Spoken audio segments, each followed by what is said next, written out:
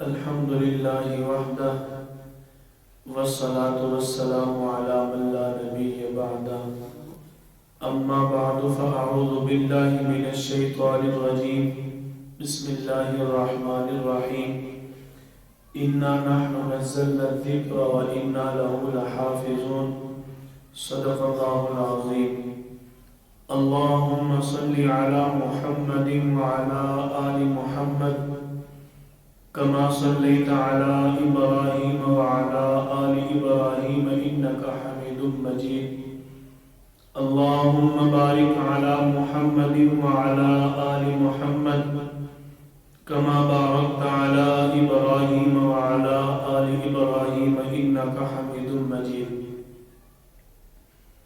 اللہ تعالی نے دنیا کے اندر سارے انبیاء کرام کو ایک ہی مذہب دے کر بھیجا، جس مذہب کا نام اللہ تعالی نے اسلام رکھا۔ ان الدین عند اللہ الاسلام۔ اللہ تعالی فرماتے ہیں سارے مذاہب میں سب سے معتبر مذہب اسلام ہے۔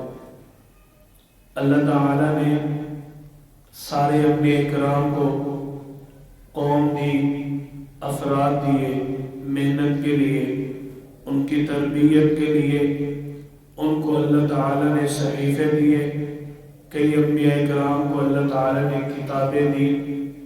اللہ تعالی نے ہر امت، ہر قوم کی تربیت کے لیے ایک ایسی کتاب ان کے لیے ساتھ نازل فرمائی، یا ساتھ ایسے قوانین نازل فرمائے جن سے وہ قوم اور امت رہنمائی حاصل کر کے دنیا کے اندر رہنے سہنے کا، کھانے پینے کا، اپنی ریاستوں کو چمکانے کا، اپنے ملک، اپنے گھر بار، معاشرے کی حفاظت کرنے کا، حتیٰ کہ اپنی صحت اور بیماری کا خیال رکھنے کا اللہ تعالی نے انتظام فرمایا۔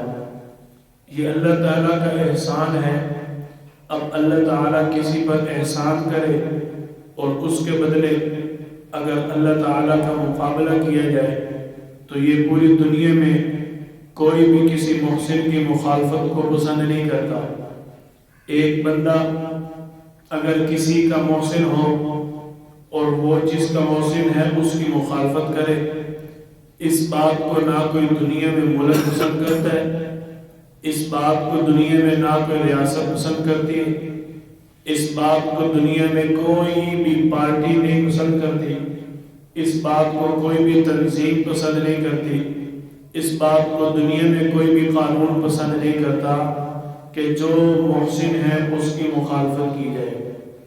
ساری کائنات کے سب سے بڑے محسن امام الانبیاء، خاتم الانبیاء حضرت محمد مصطفیٰ صلی اللہ علیہ وسلم بن کے آئے۔ اللہ تعالی نے جب سارے انبیاء کرام کو ایک کتاب رہنمائی کے لیے، ایک کتاب ان کی آسانی اور سکون کے لیے، ایک کتاب ان کی قوم کی صحت اور بیماری کے خبردار کرنے کے لیے ان کو نازل کی، ان کو دی کہ وہ اس سے فائدہ اٹھائے، اسی طرح اللہ نے امام الانبیاء صلی اللہ علیہ وسلم کو بھی ایک کتاب عطا فرمائی۔ اللہ تعالی نے فرمایا تبارک الذی نزل الفرقان علی عبدی، کہ اللہ تعالی نے اپنے بندے پر قرآن کریم کو نازل کیا۔ اب وہ بندہ کون ہے؟ اللہ کریم خود فرماتے ہیں بما نزل علی محمد، ہم نے اس کو نازل کیا اپنے پیارے محمد صلی اللہ علیہ وسلم پر، وَهُوَ الْحَقُّ مِنْ رَبِّهِمْ، اور وہ حق ہے آپ کے رب کی طرف سے، كَفَّرَ عَنْهُمْ سَيِّئَاتِهِمْ وَأَصْلَحَ بَالَهُمْ، جو اس کا انکار کرے گا اس کا برا انجام ہے۔ اللہ تعالی نے قرآن پاک کا نزول بیان فرمایا، شہر رمضان الذی انزل فیہ القرآن، ہم نے قرآن پاک کو رمضان مبارک میں نازل فرمایا۔ اللہ تعالی نے قرآن پاک کی سچائی اور حقیقت پر جتنے خوب واضح صراحت کے ساتھ دلائل دیے، اپنا تو اپنا پرایا بھی اس کتاب کو حق اور رہنمائی والی کتاب مانتا ہے اور اس سے فائدہ اٹھا کر اپنی ریاست اپنے ملک کو چمکانے میں مصروف ہے۔ اللہ تعالیٰ کا دنیا پر احسان ہے کہ اللہ تعالیٰ نے امام الانبیاء صلی اللہ علیہ وسلم کے صدقے دنیا سجائی۔ اللہ کا دنیا پر احسان ہے، اللہ نے خاتم الانبیاء صلی اللہ علیہ وسلم کے صدقے ہمیں یہ عظیم کتاب قرآن کریم عطا فرمایا۔ دیکھو اگر اللہ کا یہ احسان ہے، اللہ کے احسان کو جھٹلانا، دنیا کہتی ہے جس کا کھائے اسی کا گائے۔ دنیا آج قرآن کریم سے فائدہ اٹھا کر اگر قرآن کریم کی بے ادبی کرے، قرآن کریم کی گستاخی کرے، اس بات کو تو ایک کافر بھی تسلیم نہیں کرے گا۔ اپنے حقائق، اپنے قانون، اپنے اصول اور ضابطے بھی اگر ریاست کے لے آئیں تو پھر بھی اس بات پر وہ ٹیبل ٹاک مذاکرات میں سچے ثابت نہیں ہو سکتے، کیونکہ قرآن کریم وہ کتاب ہے جس نے یہ تصور دیا ما جعل اللہ لرجل من قلبین فی جوفی، کہ اللہ تعالیٰ نے سینے کے اندر ایک دل رکھا ہے۔ سائنس کو کیسے پتہ چلا سینے میں ایک دل ہوتا ہے؟ یہ اللہ نے بتایا۔ سائنس کو کیسے پتہ چلا کہ ایک نطفہ سے انسان بنتا ہے؟ یہ اللہ نے قرآن کے ذریعے بتایا۔ سائنس کو کیسے پتہ چلتا ہے کہ انسان پہلے 40 دن لوتھڑا، اگلے 40 دن گوشت کا ٹکڑا، اگلے 40 دن ایک گوشت کی ہڈیوں نما شکل بن جاتی ہے، ٹھیک 4 مہینے بعد اس حضرت انسان میں جان پڑ جاتی ہے۔ یہ سائنس کو کیسے پتہ چلا ہے؟ یہ اللہ کا اور قرآن کا احسان ہے۔ جس نے احسان کیا اسی کی گستاخی کر رہے ہیں، جس نے احسان کیا اسی کی بے ادبی کر رہے ہیں۔ کتنے افسوس کی بات ہے، عقل بھی اس بات کو تسلیم نہیں کرتی۔ نہ ایمان لاؤ، نہ قرآن کو سچا مانو۔ ہم آپ کو دعوت تو دیتے ہیں لیکن زور و زبر نہیں کرتے۔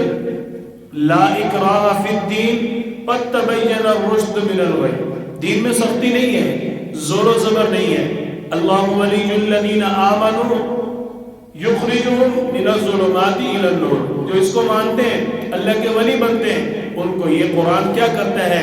اندھیرے سے روشنی کی طرف لے آتے ہیں۔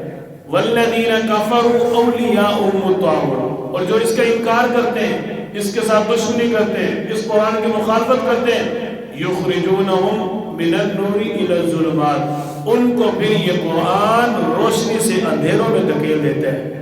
اولئک اصحاب النار، ان کا پھر ٹھکانہ جہنم ہے، ہم فیہا خالدون، وہیں انہوں نے پھر ہمیشہ رہنا ہے۔ یہ قرآن پاک نے تصور دیا۔ اب یہ قرآن پاک تعارف کروا رہا ہے، سورہ مشرق سے نکل رہا ہے، یہ کون بتا رہا ہے؟ قال ابراہیم فإن اللہ یأتی بالشمس من المشرق، اللہ تعالیٰ قرآن پاک کے ذریعے بتا رہے ہیں۔ ابراہیم علیہ السلام نے او جو اپنے آپ کو خدا کہتا تھا، اس کے سامنے اعلان کیا، ابھی میرا اللہ تو سورج کو مشرق سے نکالتا ہے، فأت بہا من المغرب، تو غروب سے نکال کے دکھا۔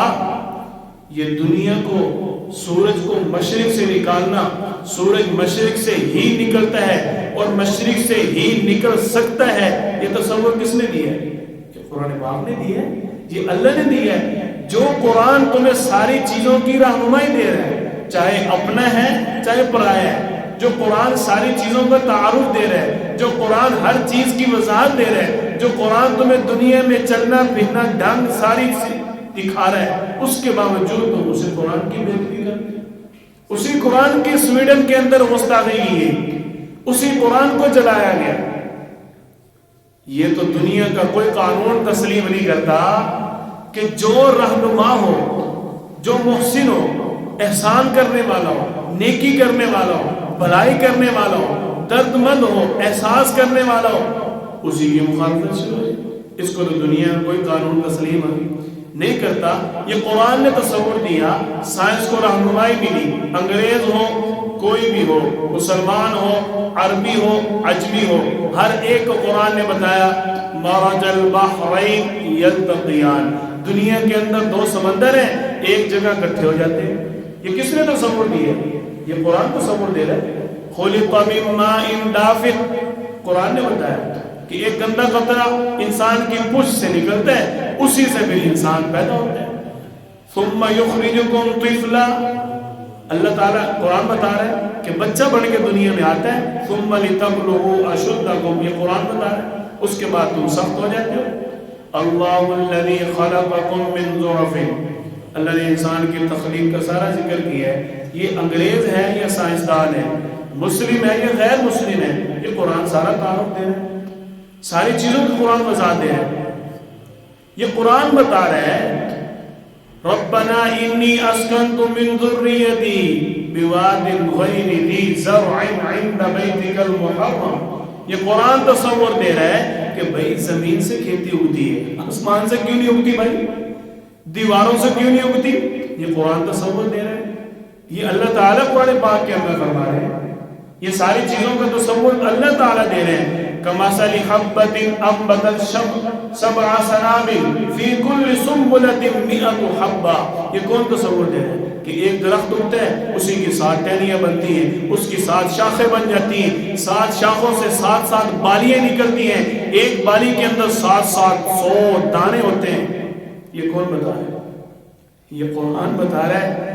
ہم تو صرف مسلمان کو نہیں بلکہ ہم غیر مسلم کو بھی اس بات کی دعوت دیتے ہیں کہ یہ قرآن تمہارے لیے بھی رہنمائی ہے. اس قرآن نے تمہیں بھی حق دی ہے، اس قرآن نے تمہاری بھی مدد کی ہے.